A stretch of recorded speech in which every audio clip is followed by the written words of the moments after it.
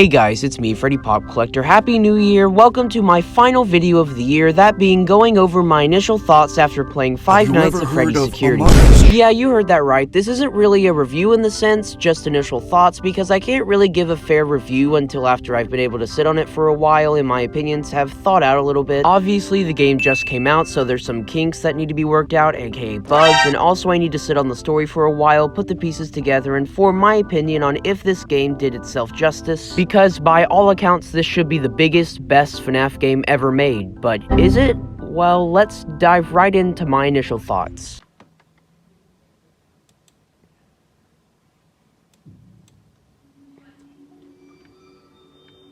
Well, that's a little anticlimactic. That was the very first thought that popped into my mind when I loaded up the game for the first time and saw the title card. To be fair, it has majorly grown on me over time. It is just a title card after all, but it definitely could have used with just a little bit more pizzazz. But you know what isn't anticlimactic?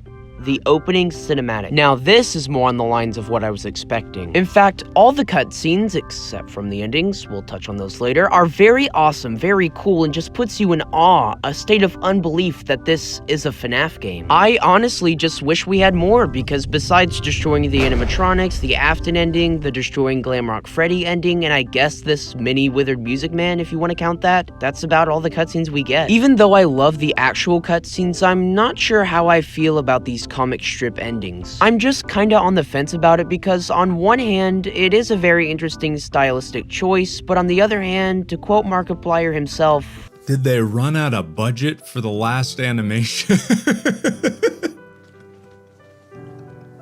What? Like I said, I'm sure this was just an artistic choice, but the ending of a game is supposed to be very important. It's your final impression of the game, and this just kind of fell a little bit flat to me. But speaking of endings, can I please just say how happy I am that this game has multiple endings? One of my big problems with Sister Location, despite having the illusion of an open world, it was just that, an illusion. It never really felt like you could go anywhere you wanted. You were always confined to a certain path. I like the endings themselves, and I'm so happy we got so many of them. Something else I'm very happy with is the map.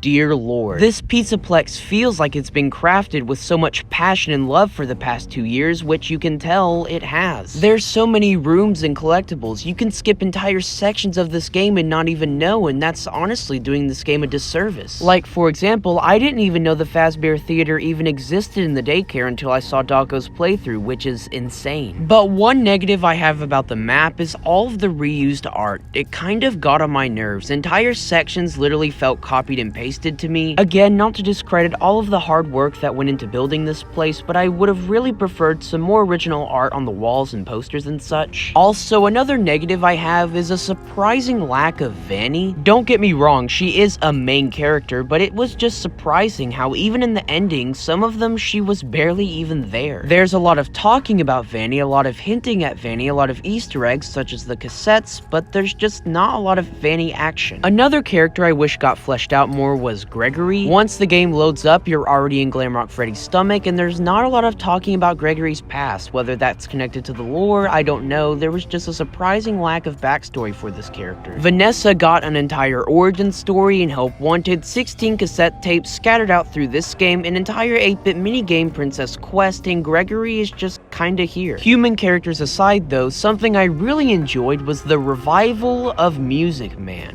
Music Man! Both the DJ Music Man and the little mini Withered Music Mans were such an enjoyable addition to this game. The Withered Music Mans added a lot of challenge in the vent segments, and DJ Music Man is just precious. Music Man in Freddy Fazbear's Pizzeria Simulator was a character I could give two craps about, but in this game it really reformed my opinion on this character. Both the DJ Music Man level and the daycare level were, in my opinion, the two best segments of the game. They were the two most unique segments, which really makes me wish we got more like this, because a lot of the other ones were just kind of get from point A to point B. Besides Fazzer Blast, that one was frickin' ridiculous. In a good way. Moving on, I just found myself getting very overwhelmed just by the sheer scope and size of this map, and that brings me to another problem I have.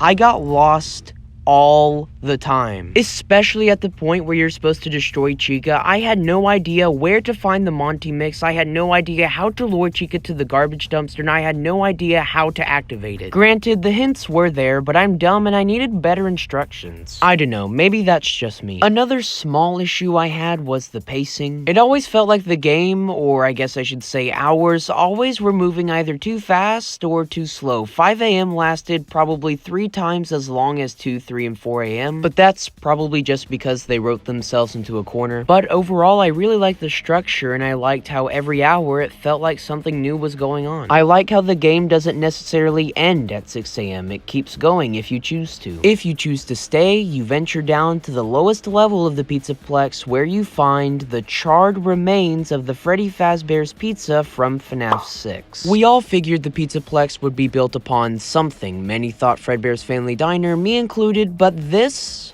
was a very interesting twist, and one that I did not see coming. When I entered that pizzeria for the first time and saw the 2 stages lined up against each other, it instantly clicked with me, and I had a miniature freak out. Not even joking. FNAF 6 hasn't really been referenced in the series since Ultimate Custom Night. Sure, Scrap Baby had a plush and Help Wanted, but that was literally it, no levels or anything, so I'm so glad it was brought back, even if it was in a relatively small way. However, continuing on down into the rubble, we find this creature, the Blob. This seems to be some sort of evolution of Molten Freddy, only infused with the parts of Baby, Puppet, Freddy, Chica, Bonnie, Mangle are the ones that immediately stick out, but we can also see some more parts around the base of this giant pile of wires. This animatronic seems to be the amalgamation of every single spirit in the series. It seems to be some sort of, I don't know, reference or I guess metaphor for all of Afton's past sins. TLDR, I really like the concept, I really like the design, even though it doesn't really make sense that after Molten Freddy's mask it goes back to Funtime Freddy. Whatever, it's a design choice. Let's talk about one of the biggest things I'm conflicted on: Afton. We all figured Glitchtrap would return in this game after seeing the Freddy and Friends cartoon, but this was a very interesting way to handle it. There's no giant boss battle, there's no giant epic climactic cutscene, it's just kind of press buttons on monitors and you win. We run away with Freddy, and that's it. It's an okay enough ending, but this ending just feels like it was an afterthought, not really their main focus, which it really should have been because it's the grand return of Afton infused with a glamrock endoskeleton.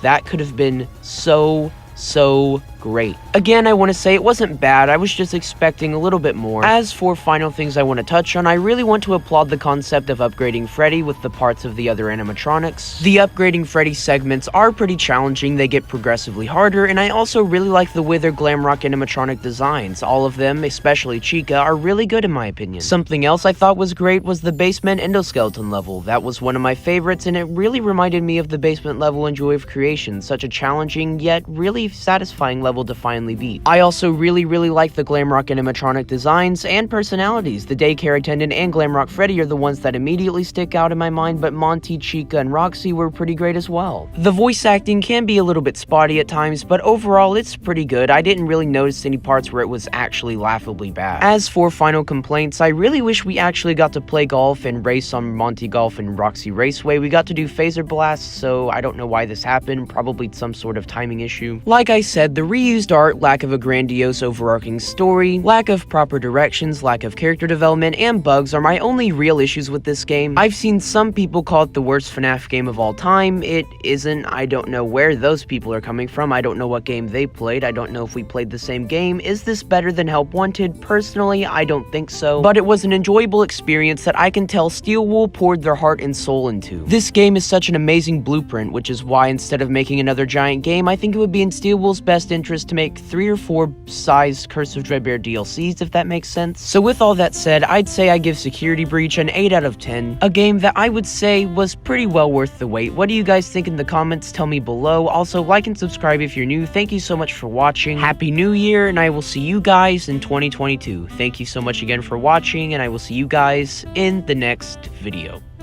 Bye.